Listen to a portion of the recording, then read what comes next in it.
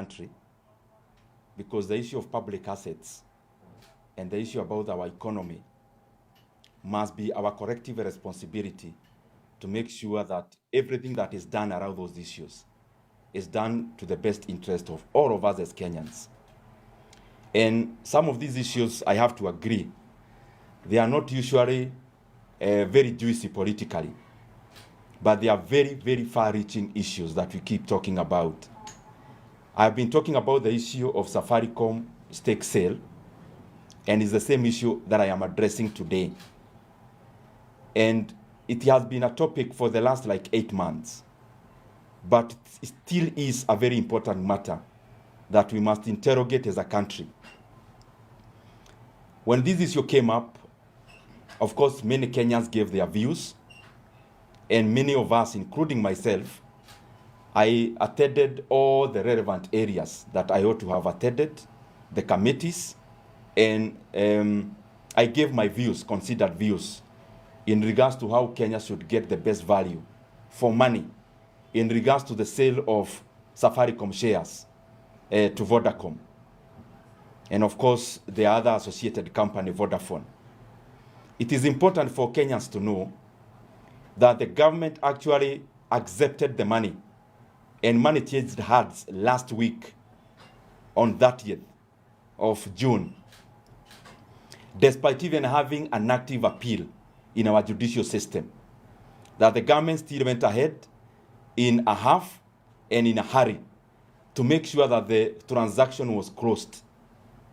And even after that, it is important for all of us to know that it is very apparent that there has been a lid placed on the Safaricom share price for the last 8 months as the transaction has been ongoing.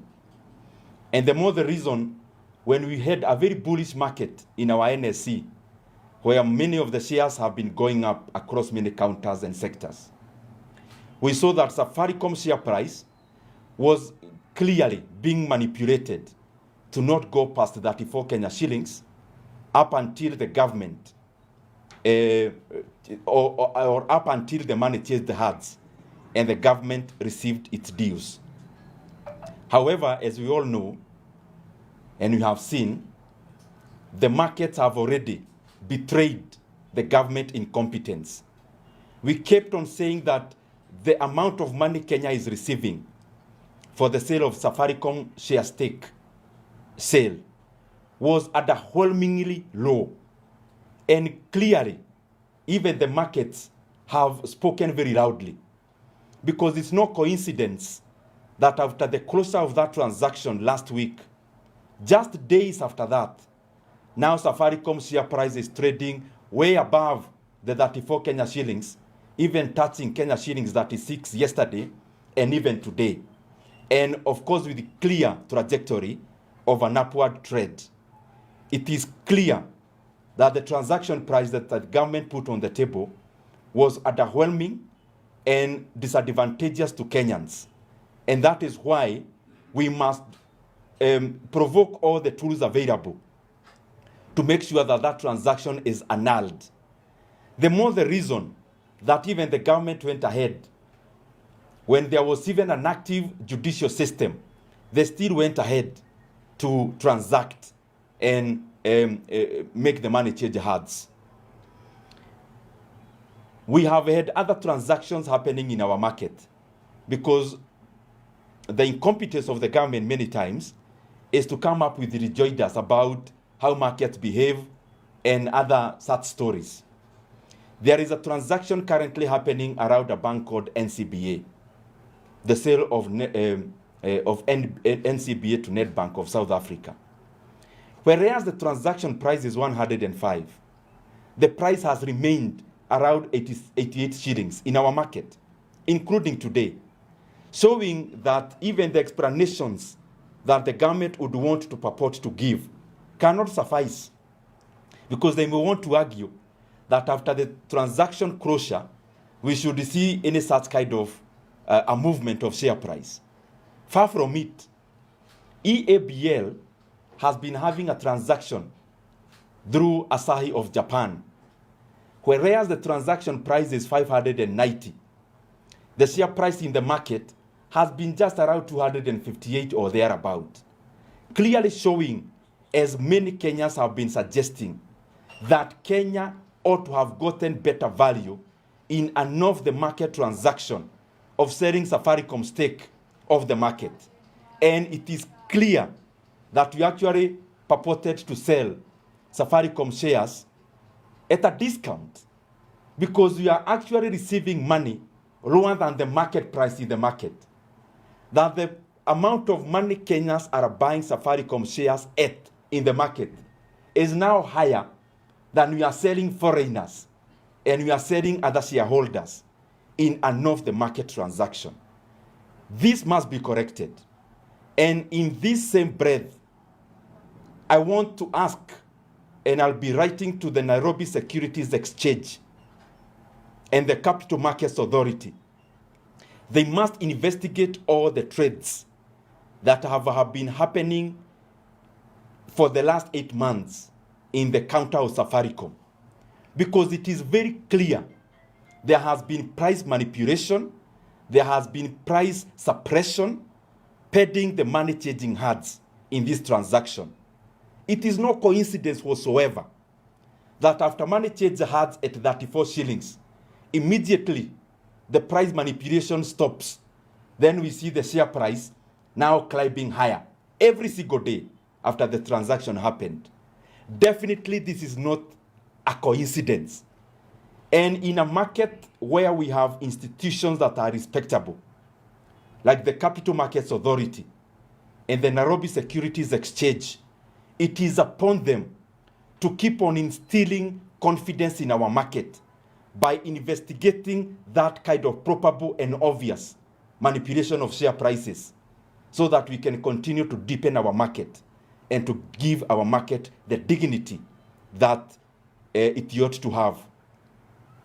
Na hii kitu inaonyesha vizuri ya kwamba serikali walikuja wanataka kuuza shares za Safaricom, na Wakenya wakatoa maoni ya kwamba ile bei ambayo serikali ili negotiate with the buyers, it was to the advantage of the buyers and it was to the detriment of us as Kenyans.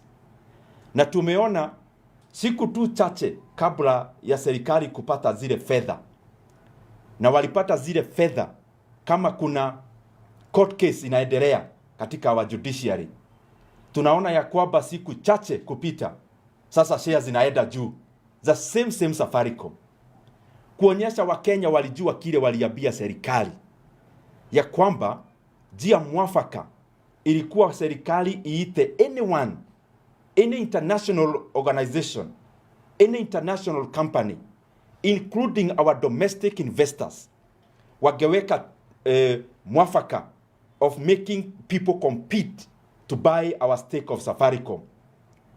Na wageweka hiyo, inaonyesha dhahiri ya kwamba Kenya ingepata pesa mingi kuliko zile tunapata katika hii transaction. Na inaonyesha vizuri pia ya kwamba Capital Markets Authority and Nairobi Securities Exchange lazima wajibu wa Kenya, kwa sababu inaonyesha katika hii mambo ya transaction wale ambao walihusika waliweza kumanipulate the share price of Safaricom. Na ndio tuliona hata share zingine zikienda juu hapa katika soko la hisa. Tukaona ya kwamba soko la hisa na haswa za Safaricom, tukaona ya kwamba hizo zimekuwa tu zimedidimia. They must investigate the probable price manipulation of Safaricom share price for the last 8 months. Kwa sababu ni dhahiri somebody was clearly suppressing the share price. Na vile sasa imefanyika, tunaona ya kwamba share sasa inapanda. That as today in the market, Kenyans have already lost over 12 billion Kenya shillings if you only calculate by today's Safaricom share price.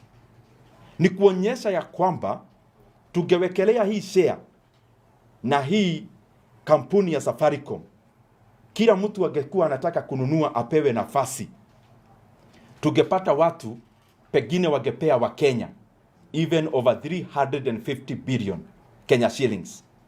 Na hiyo ni fedha ingetusaidia sisi wote kama Wakenya. All is not lost.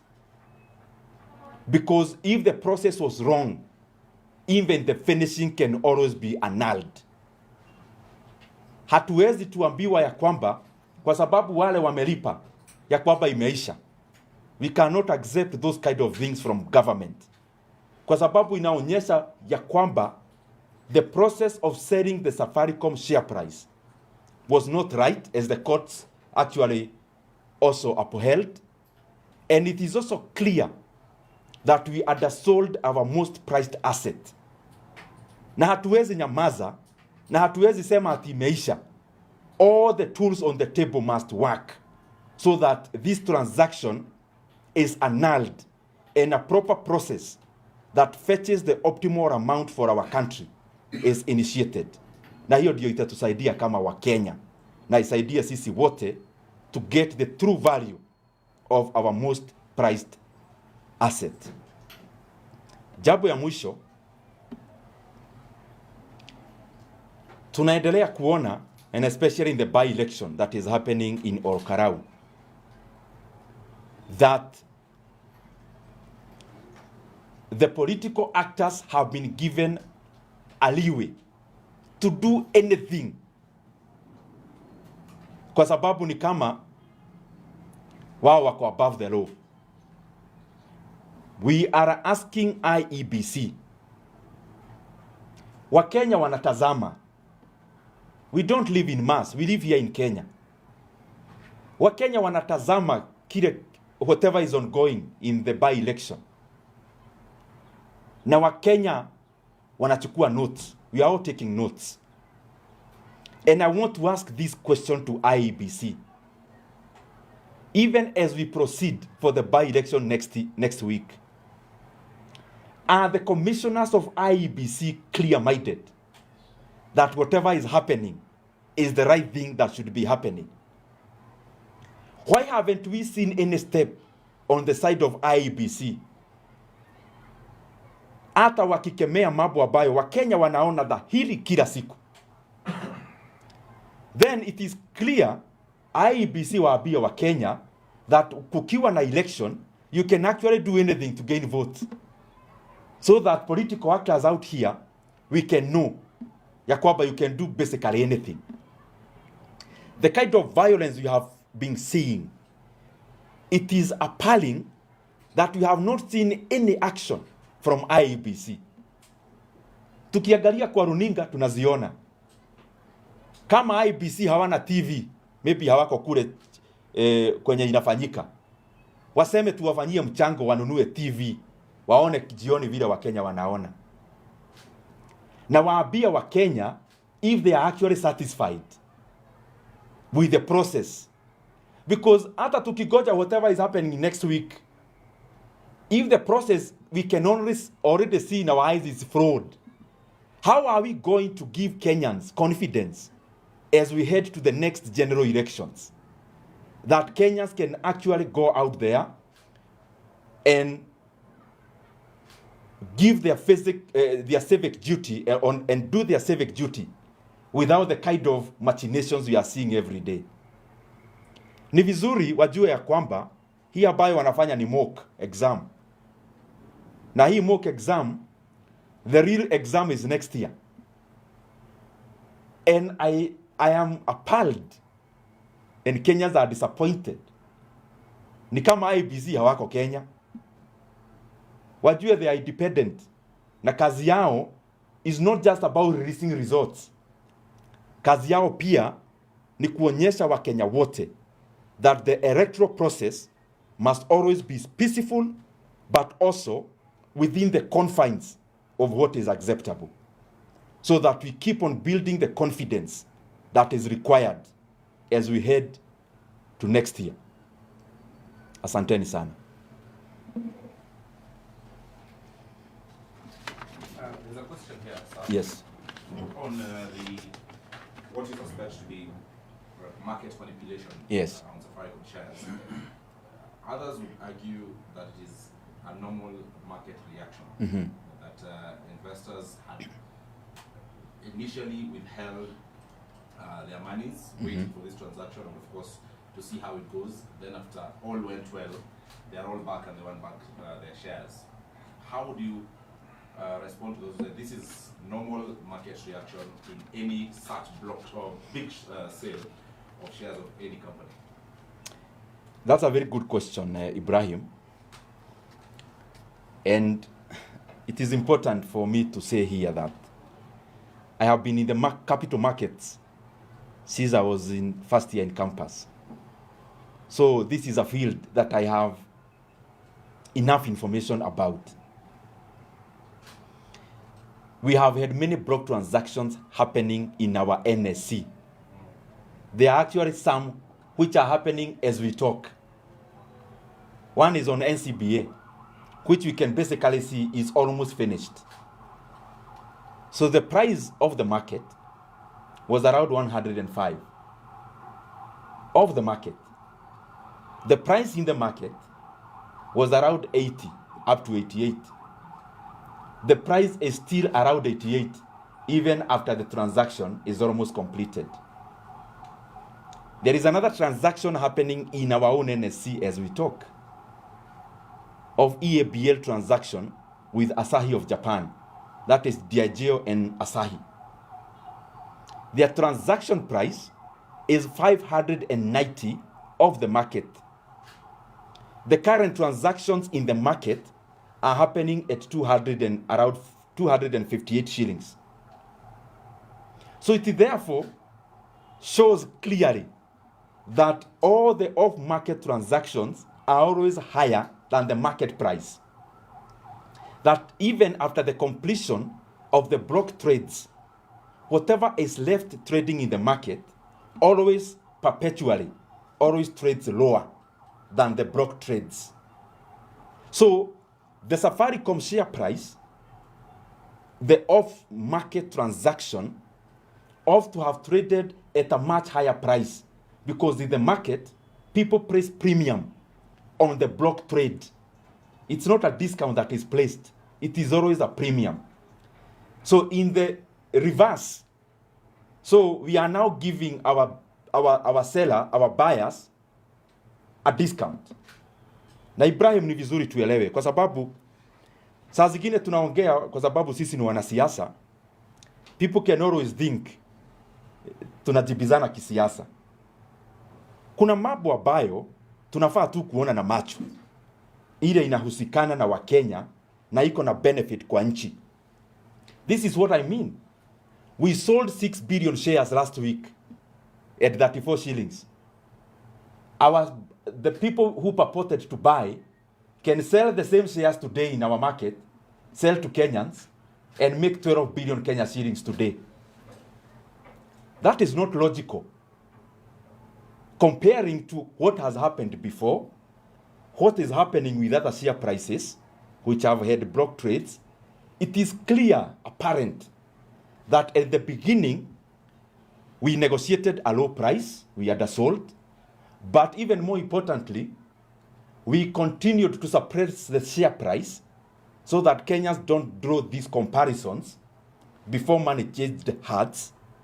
And the more the reason, the market has already betrayed the same incompetence by pricing the same share at a higher price just barely a few days after money changed hands.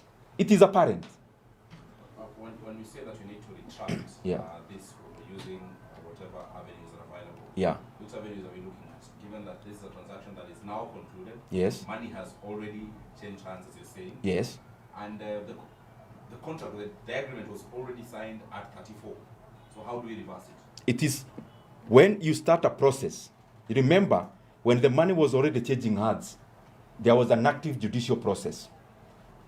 There is, even as I talk to you now, there is an appeal. If the process is seen to have been flawed, and especially through manipulation of the share price, we cannot then continue to say the conclusion is good.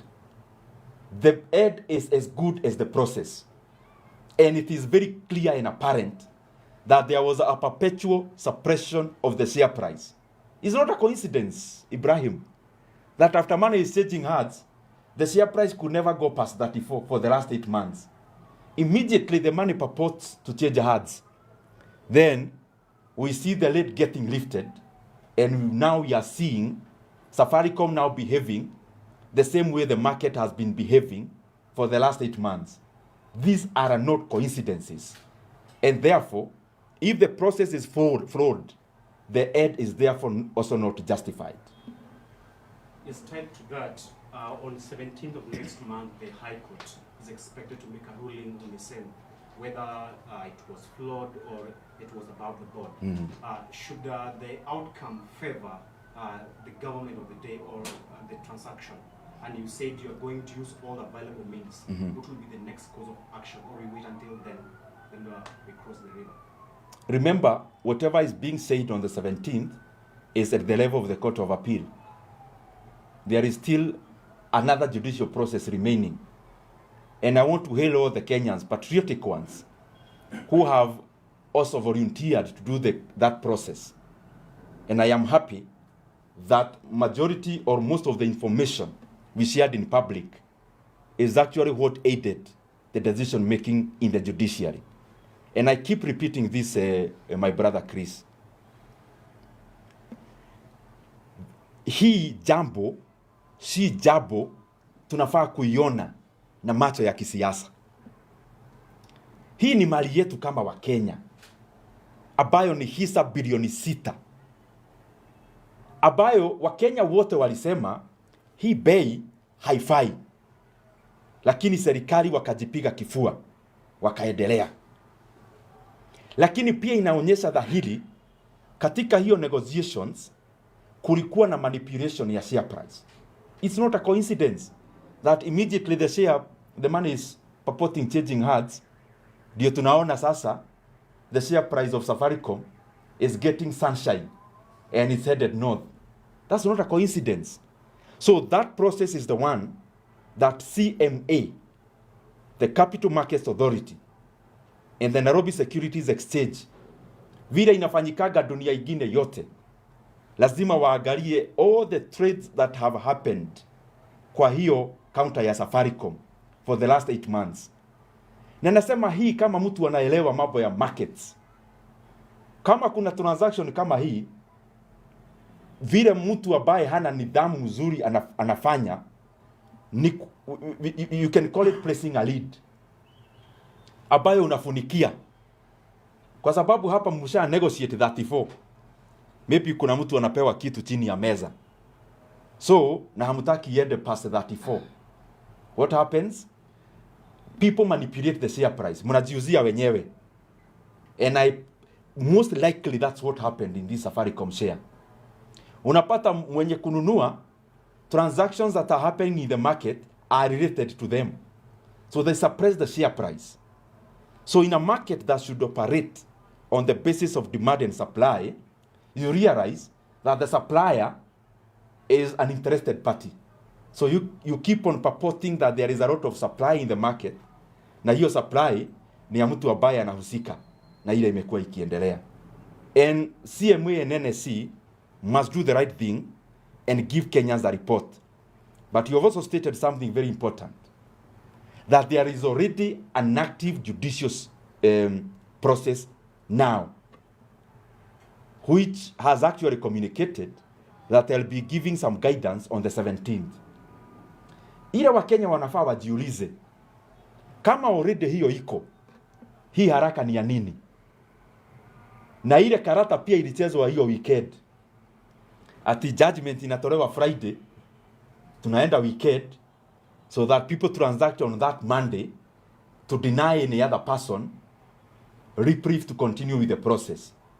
But I thank the Kenyans ambao waliona hiyo maneno na wakakibia, na pia kukakuwa na the judicial process that is ongoing. So going by the explanation you have given, yeah, my question would have been, how does manipulation work? Yes. I think you have explained. Then does that mean that the share market or the market is losing away? There are not enough regulations to tighten those the places where that can happen. Number two, are you going to be part of the case at the Court of Appeal? And number three, I think there's a question that is coming now for the third time, and I feel like it has not been adequately answered as to what is exactly the next course of action. Should the court, say, for example, be manipulated, because that is also possible, what would be the next course of action? Allow me to start with the last one. Ndio, na nitapeana example ndio tuelewe. Zile cases tunajua sana hapa Kenya ni makesi za uchaguzi. Ambayo mtu anaenda, anafanya campaign, the process is seen to have been flawed. What usually happens? What usually happens is that the same election is usually annulled. And people now go back to the same field. So that does not just apply to elections. It applies to any kind of transaction, and especially that which is touching on public resources. So let me throw the same question back. There is a judicial system ongoing. What happens if the judicial process goes against the same transaction? It is exactly what I'm saying, that there was an active process in our judiciary. And even the buyers on the other side, because they don't live in mass, they ought to have seen that there is a problem that could come about this transaction later. It was also beholden to them to also first make sure that the sellers of these shares, who are Kenyans, have exhausted the judicial process. Because they knew they are taking advantage of us as Kenyans, they couldn't wait for that. They rushed. So there is an opportunity of annulling this transaction, giving back money to the purported buyers, giving every other participant an opportunity to bid, and then Kenyans get much more value for the same shares.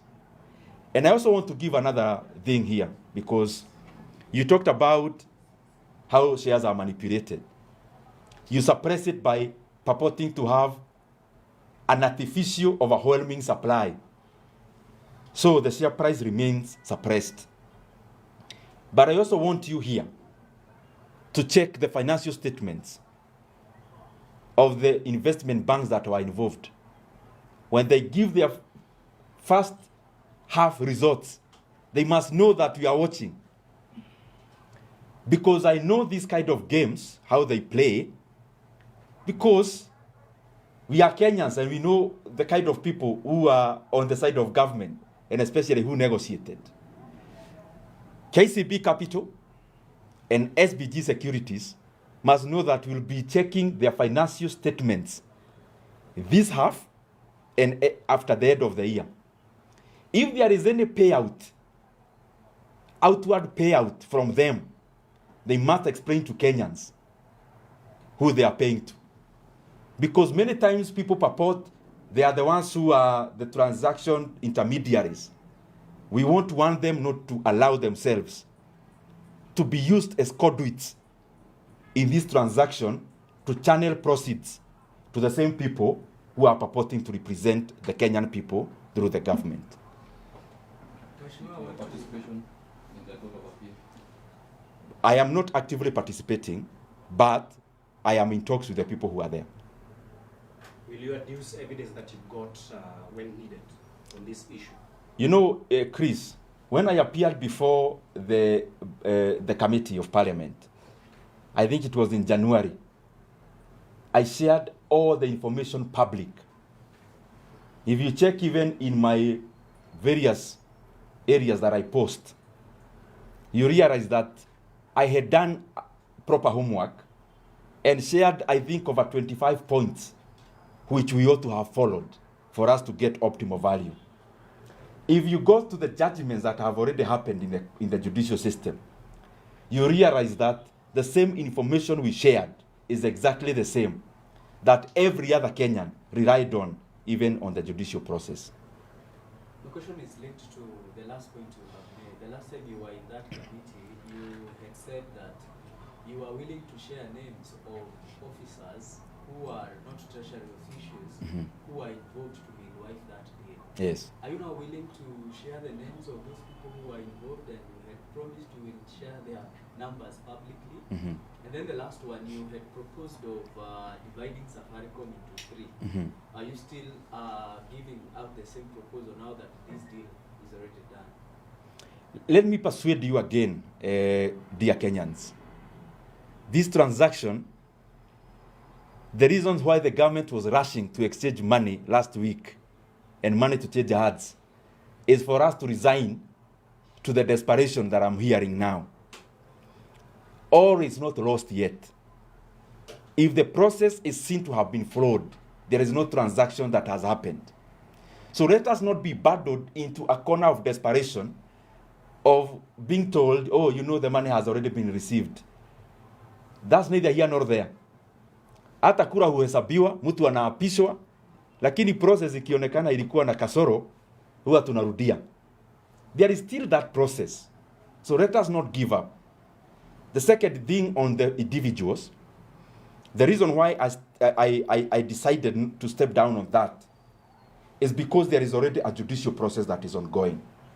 So that we do not adulterate that process with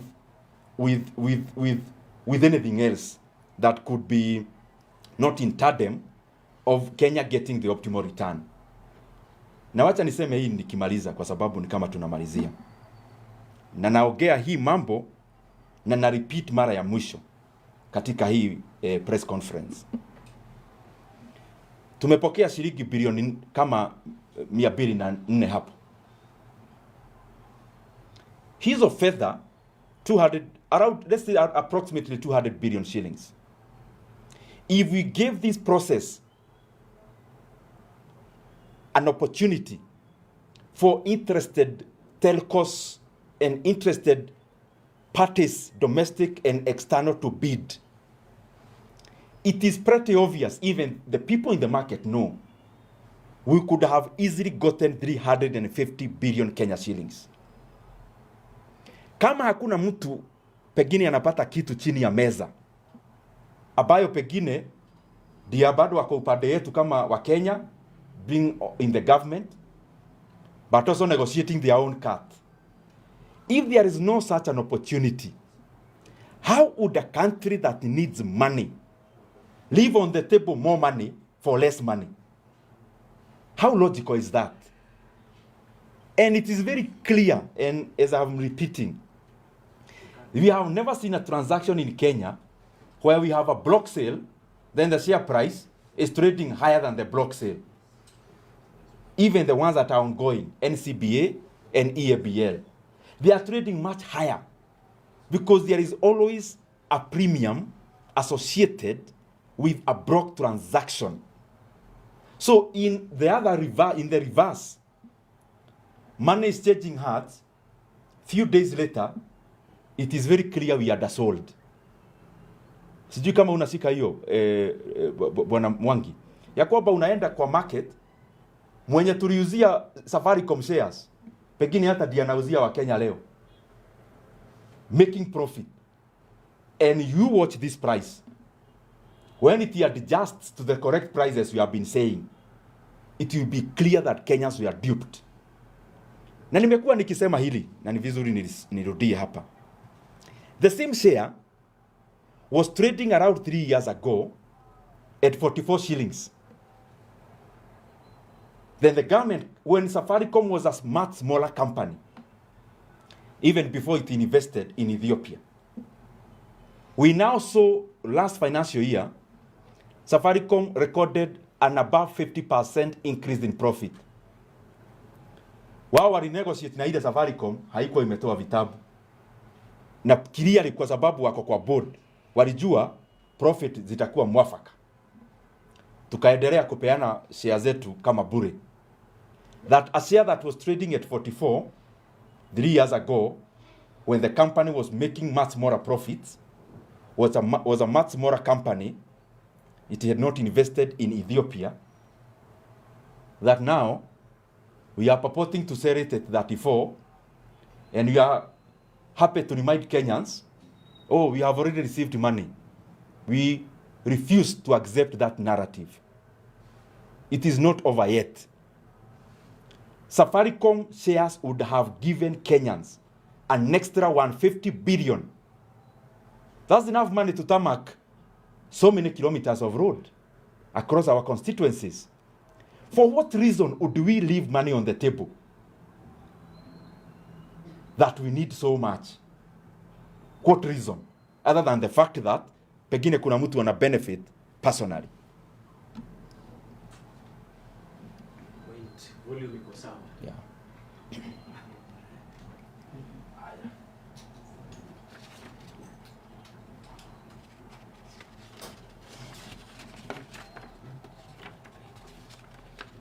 Nitasema